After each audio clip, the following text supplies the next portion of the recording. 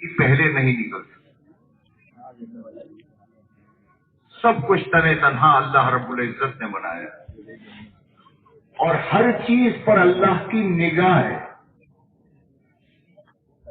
زمین میں جو کچھ ہو رہا ہے، آسمانوں میں جو کچھ ہو رہا ہے، پہاڑوں کی کھو میں جو کچھ ہو رہا ہے، ان سب کو اللہ جانتا ہے. اللہ علیم ہے، سب کچھ جانتا ہے، بصیر ہے، سب کچھ دیکھتا ہے. یہاں تک کہ اس چھوٹے سے کیڑے کی چلنے کی آواز کو وہ سمے رب سنتا ہے. سب کچھ تنے تنہا اللہ کے کنٹرول میں. اور ساری مخلوق کو بنانے کے بعد اللہ جل جلالہ من والہ نے یہ فیصلہ فرمایا ہے کہ اے انسان یہ ساری مخلوق میں نے تیرے لیے بنائی. زمین تیرے لیے، آسمان تیرے لیے، سورج تیرے لیے، چاند تیرے لیے، ستارے تیرے لیے، دریا تیرے لیے، پہاڑ تیرے لیے. جو کچھ میں نے بنایا ہے اے انسان تیرے لیے بنایا، لیکن تجھے میں نے اپنے لیے بنایا. لا یسونی عرضی ولا سمائی، اتنی بڑی زمین ہے لیکن اس میں طاقت نہیں ہے کہ وہ مجھے سہار سکے.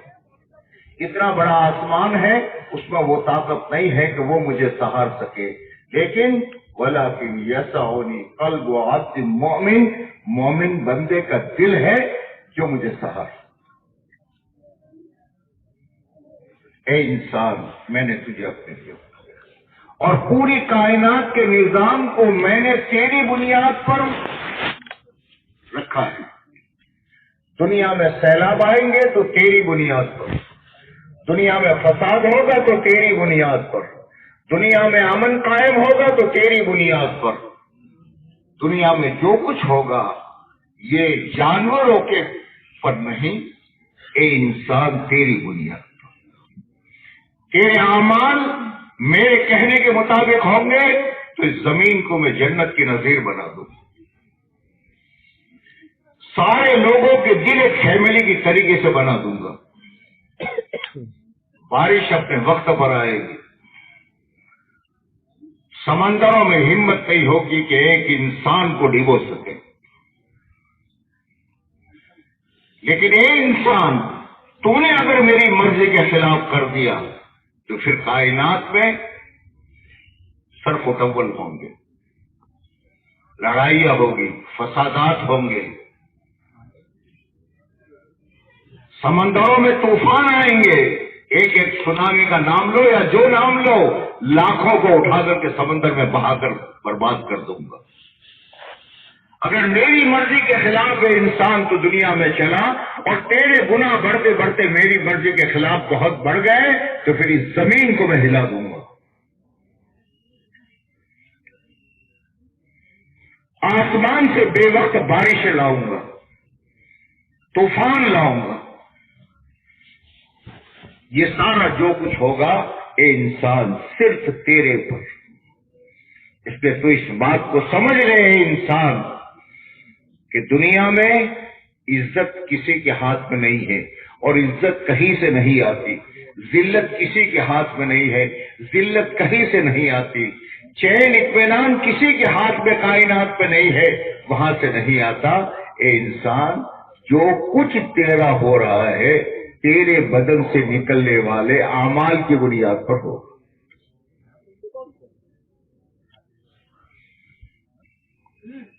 ذلت باہر سے نہیں آئے گی، تیرے اندر سے آئے گی. ہلاکتیں باہر سے نہیں آئے گی، تیرے اندر سے نکلے گی. یہ میں نے تجھے 5، 5.5، 6 فٹ کی باڈی دی ہے، اس میں سے تیرا امن، چین، برکتیں، مصیبتیں، یہ سب کچھ اس کے اندر سے نکلے. کوئی تجھے عزت نہیں دے سکتا. عزت دینے والا میں ہوں، ذلیل کرنے والا میں ہوں. میں چاہوں گا تو فرعون کو تخت پر بٹھا کر، قارون حامان کو وزارت کی کرسی پر بٹھا کر، نمرود کو زمانے کا بادشاہ بنا کر قارون کو سونے چاندی میں رکھ کر میں چاہوں گا تو اسے وہاں رکھ کر ذلیل کر دوں. عزت باہر سے نہیں آتی، ذلت باہر سے نہیں آتی، آرام اونچی بلڈنگوں سے نہیں آتا، سکون چین اچھے بیڈ روموں سے نہیں آتا، اچھی کاروں سے نہیں آتا. اے انسان، چین اور سکون نکلے گا تیرے اندر سے. اس لیے اللہ جل جلالہ والوں نے انسانوں کو دنیا میں بھیجا اور بڑی ہی محبت سے اس انسان کو اللہ نے پالا ہے. یہی ہم دنیا میں تھوڑے آ گئے. احادیث قدسیہ میں بڑے پیار سے اللہ نے کہا ہے میں نے تجھے تیری ماں کے پیٹ میں رکھا، میں نے ہی تجھے سنبھالا، میں نے ہی تیرے آزادی ہے. تیری ماں کو تو یہ بھی پتا نہیں تھا کہ تو لڑکا ہے کہ لڑکی ہے. میں نے ہی وہاں بنایا تجھے، میں نے ہی تیری ناک بنائی، میں نے ہی تیرے کان بنائے، میں نے ہی تیرے ہاتھ بنائے، میں نے ہی تیری زبان بنائی، میں نے ہی تیری اندر کی ہسلی پسلی دل دماغ سب کچھ میں نے ہی بنایا.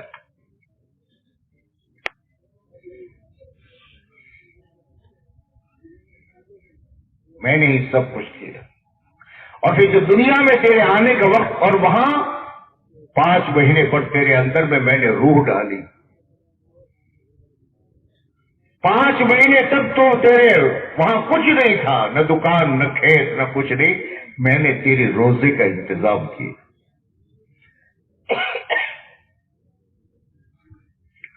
جب دنیا میں آیا تو یہی نہیں آیا. ثم السبیل یسرا، میں نے راستہ آسان کیا ہے. میں نے آسمان سے فرشتوں کو بھیجا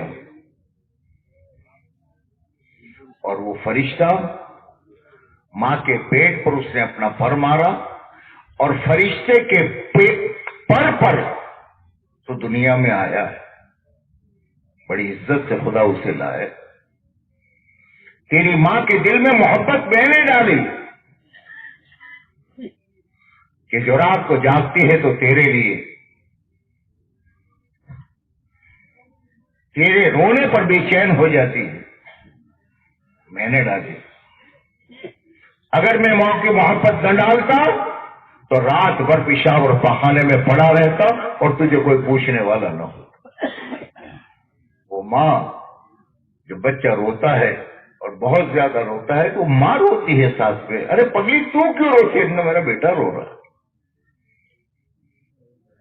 جتنے کپڑے تھے تو نے پیشاب کر کر کے سب خراب کر دیے. یہ بدلا، پھر دوسرا، پھر پیشاب کیا تو نے، پھر بدلا، پھر بدلا. بدلتے بدلتے ایک کپڑا بھی تو نے صاف نہیں رہنے دیا اور پھر تو نے پیشاب کیا. تو ماں کیا کرتی؟ اس پیشاب میں وہ ماں سو جاتی ہے اور تجھے سوکھے میں سلاتی. کس نے ڈالی؟ تیرے باپ پہ تیری محبت کس نے ڈالی کہ تیرے لیے دنیا کی نوکریاں کر رہا ہے، تیرے لیے ذلیل ہو رہا ہے، تیرے لیے پتہ نہیں کہاں کہاں کا سامان اٹھا رہا ہے؟ کس کے لیے؟ اس سے پوچھو بھائی کیوں تکلیف اٹھاتا ہے اللہ کے بندے؟ 2 روٹی کھانی ہے. فوراً کہے کہ مولانا اپنی تو گزر گئی، بچوں کی زندگی آرام سے گزری. اس اللہ نے یہ سب کچھ کیا. بدن میں طاقت تھی، بات لمبی ہو رہی، بدن میں طاقت تھی، قوت تھی. اور پھر اس انسان سے یہ کہا کہ دیکھ تیری آبادی کا راستہ، تو دنیا میں اگر زندہ رہنا چاہتا ہے اور آباد ہونا چاہتا ہے اور ہر نفع نقصان کو سے بچنا اور سنبھالنا چاہتا ہے تو پھر تیرے لیے میں نے اپنا دین دیا. یہ میرے اوامر جو تجھے نظر آتے ہیں، یہ میرے اوامر تیری جان ہے. چاہے دکان ہو، چاہے کھیت ہو، چاہے شادی ہو، چاہے غمی ہو، کچھ بھی ہو. جیسے تیرے جسم میں اے انسان تیری پوری باڈی ہے، پوری باڈی تیری حرکت میں ہے. نفع کی چیز آتی ہے لپکتی ہے، نقصان کی چیز آتی ہے بچتی ہے. لیکن اس پوری باڈی میں مین کیا ہے؟ ان کا تیری جان ہے. اگر جان ہے تیرے میں تو بھاگ بھی سکے گا، تو کھا بھی سکے گا، پی سکے گا. لیکن اگر جان لے لی ہے تو پھر یہ آنکھ پر آ کر کے سانپ ڈس مارے گا تو یہ آنکھ رو نہیں سکتی، یہ پاؤں بھاگ نہیں سکتے. صاحب کیا ہوا؟ کیا ہوا؟ کہ جان اس کے اندر سے نکل گئی. صاحب نہ نکلتے دیکھی ہے. تم میں سے ہر آدمی سے میں پوچھوں بھائی ہاتھ ہے تمہارا؟ ان کا بتاؤ، بتائیں گے. کان ہے؟ بتائیں گے. لیکن میں تم سے پوچھتا ہوں جان ہے تمہارے میں؟ ارے بولو، ارے بولو. کہو کہ اسی لیے تو بیٹھے ہیں یہاں. جان ہے؟ ذرا دکھاؤ تو ایک ساتھ کھڑا ہو کر. یہی جان ہے. یہ جان ہے تب تک آدھا سارے کام کے ہیں. جان نکل گئی پھر کیا ہوگا؟ کہ صاحب جان نکل گئی تو پھر کچھ دنوں کے بعد، کچھ گھنٹوں کے بعد میں یہ بدن پھولے گا. دنیا دیکھے گی صاحب موٹا ہو رہا ہے. چھوٹا سا بچہ بعد وہ میرے ابا کتنے دنوں سے وٹامن کھا رہے تھے موٹے نہیں ہوتے، تب دیکھو آج تو موٹے ہو گئے. وہ بچہ نہیں جانتا.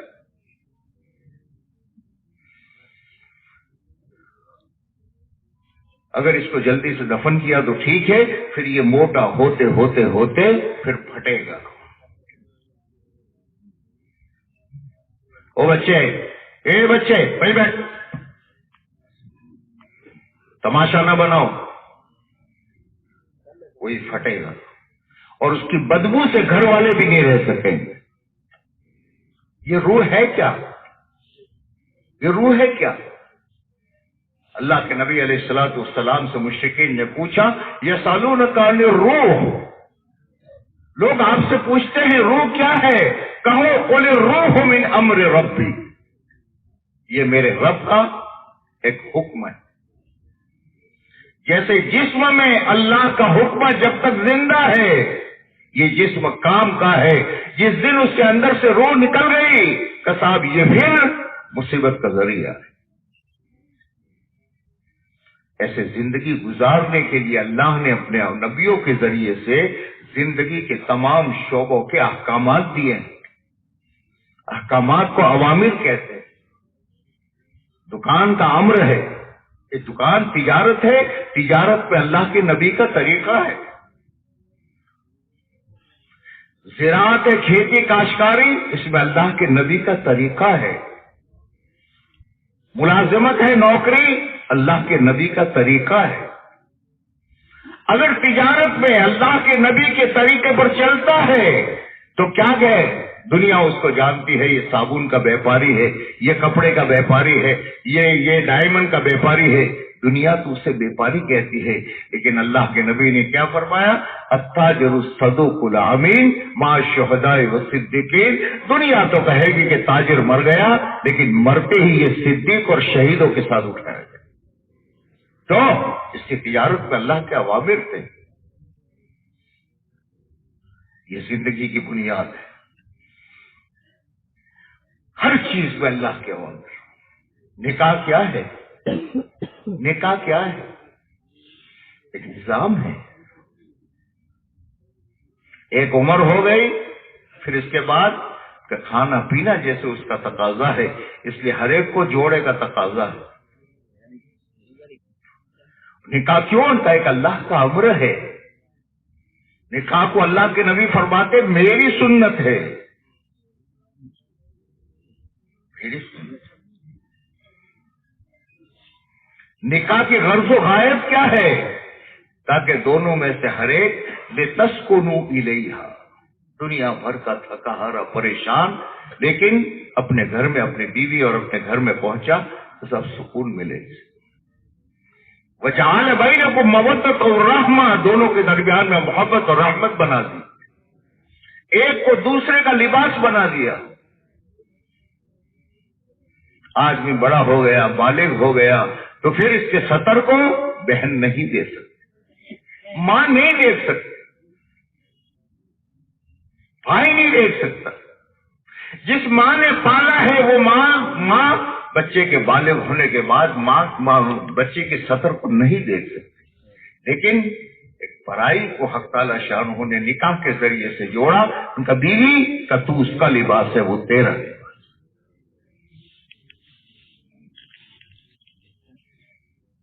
یہ نکاح ہے، یہ اللہ کے نبی کی سنت ہے. اور نکاح جانتے ہو کیا ہے؟ یہ تو ہماری نادانی اور جہالت کی وجہ سے ہم نے رسوم بنا لیے ہیں. نکاح کا طریقہ اللہ کے نبی نے دیا ہے، اور نکاح عبادت ہے. اسے سمجھو، جیسے نماز عبادت ہے، چاہے مہمان ہو، چاہے مومن ہو، چاہے سید ہو، چاہے مغل ہو، چاہے شیخ ہو، اور چاہے کوئی بھی ہو، عربی ہو اجمی ہو.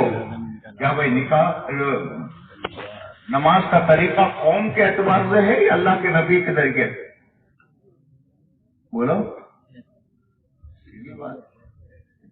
کوئی بھی ہوگا مغرب 3 پڑھے گا، کوئی بھی ہوگا قبلے کی طرف. وہ عبادت ہے، اور عبادت کا طریقہ آسمان سے آتا ہے.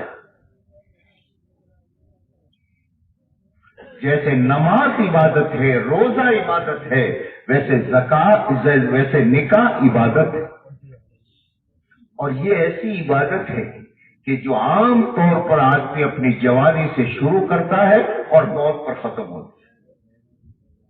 باقی تمام روزہ کچھ گھنٹوں کا، نماز کچھ منٹوں کی، لیکن یہ عبادت ہے. یہ نکاح اگر آدمی ایسے کرے گا جیسے اللہ کے نبی نے فرمایا تو پھر گھر میں برکتیں آئے گی، برکتیں آئے گی، رحمتیں آئے گی. میاں بیوی کے لیے، بیوی میاں کے لیے سکون اور چین کا سامان ہو. اولاد آنکھوں کی ٹھنڈک ہوگی. اور اگر اس نکاح کے اندر سے اللہ کے رسول صلی اللہ علیہ وسلم کے طریقے کو نکال لیا تو جیسے انسان کے اندر سے جان نکل گئی. اب کیا ہے؟ دکھے گا موٹا ہوتا. نکاح اللہ کے نبی کے طریقے سے ہٹ کر دنیا کے اندھے لوگوں کا، عیسائیوں کا، یہودیوں کا پتہ نہیں کن کن کے طریقوں کو اختیار کیا تو پھر کیا ہوگا؟ کیا ہوگا بھائی؟ اس نکاح میں سے جان تو نے نکال دی. دیکھے گا میرا بیٹا یو گھوڑے پر سوار ہوا، گدھے پر سوار ہوا، دنیا دیکھ رہی ہے کھلا ہے اور کھلا ہے، لیکن پھر شوہر بیوی سے توبہ مانگ رہا ہے اور بیوی شوہر سے توبہ مانگ رہا ہے. وجہ کہ جو شادی کا امر تھا اسے نکال دیا. بس آخری بات کہہ دوں، عام طور پر سنو، اے جوانوں، شادی والوں میری بات سنیو.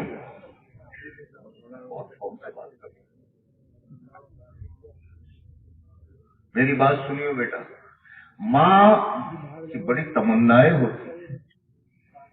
ماں بہت چاہتی ہے بیٹے پر جان لگانے کے لیے، بیٹے پر جان لگانے کے لیے. باپ لیکن اپنی اندھی محبت میں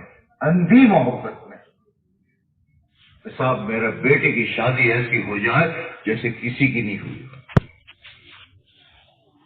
میری بیٹی اس طریقے سے جائے کہ جیسے بڑی عزت سے. اس چکر میں یہ اللہ کے نبی کے طریقوں کو چھوڑ دیں.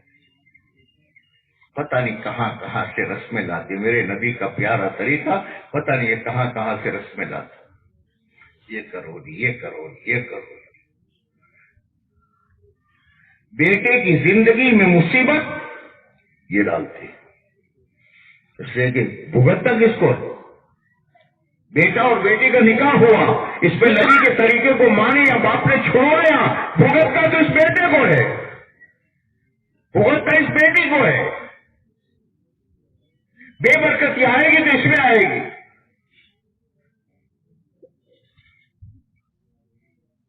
وہیں بٹھا دو بھائی، گرشید وہیں بٹھاؤ. سمجھ رہے ہو میری بات کو؟ نبی کے طریقے کو صرف اپنی محبت میں یہ برباد کر رہے. بھگتتا بچے کہ میں اپنے بچوں سے کہتا ہوں بیٹا سنبھل کے رہیو، یہ تو کہے گی یوں کرنا ہے، یوں کرنا ہے، یہاں ناچنا ہے، وہ کرنا ہے، لیکن پھر کل مر کے چلی گئی اور پھر گھر میں مصیبت آئی، اے چھوکرے تیرے تو بیوی کا غلام بن گیا، بڑھایا تو نے، نبی کے طریقے کو چھوڑ کر تو نے اس مصیبت کو برداشت کیا۔ میرے دوستو جیسے اور ساری چیزیں سیکھتے ہو یہ سیکھو، علماء کے پاس جاؤ کہ خدا کے واسطے ہمیں بتاؤ ہمارے نبی صلی اللہ علیہ وسلم کا نکاح کا طریقہ کیا ہے، اسے زندگی میں لاؤ، اس سے برکتیں آئے گی۔ لیکن اس کی طاقت کب پیدا ہوگی؟ جب اللہ کی راہ میں نکلو گے اور اللہ کی راہ میں نکل کر کے تعلیم کے حلقوں میں بیٹھو گے، ایمان کی دعوت کو دو گے، ایمان کی دعوت کو سنو گے، اندر میں وہ طاقت آئے گی جو دین پر چلا ہے، اس کے بغیر نہیں ہوتا۔ جیسے دنیا میں چلنے بھاگنے کے لیے بدن کی طاقت ضروری ہے، ویسے دین پر چلنے کے لیے ایمان کی طاقت ضروری ہے۔ اسی کے لیے یہ اجتماعات ہے، اسی کے لیے یہ محنت ہے، اسی کے لیے اللہ ہم سب کو توفیق نصیب فرمائے۔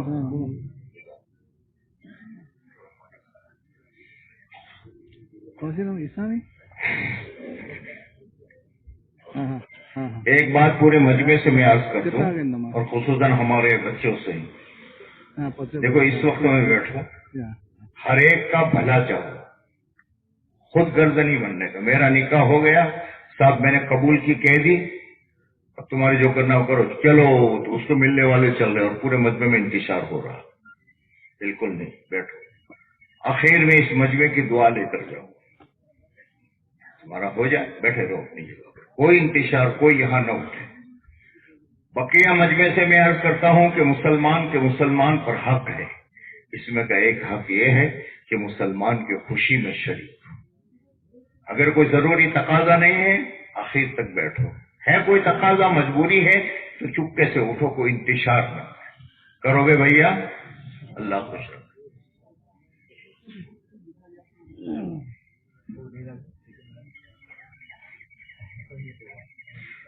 الحمد لله نحمده ونستعينه ونستغفره ونؤمن به ونتوكل عليه ونعوذ بالله من شرور أنفسنا ومن سيئات أعمالنا، من يهده الله فلا مضل له ومن يضلله فلا هادي له، ونشهد أن لا إله إلا الله وحده لا شريك له، ونشهد أن سيدنا ومولانا محمدا عبده ورسوله، وصلى الله تعالى عليه وعلى آله وأصحابه وبارك وسلم تسليما كثيرا كثيرا، أما بعد فأعوذ بالله من الشيطان الرجيم، بسم الله الرحمن الرحيم، يا أيها الناس اتقوا ربكم الذي خلقكم من نفس واحدة وخلق منها زوجها وبث منهما رجالا كثيرا ونساء، واتقوا الله الذي تساءلون به والأرحام، إن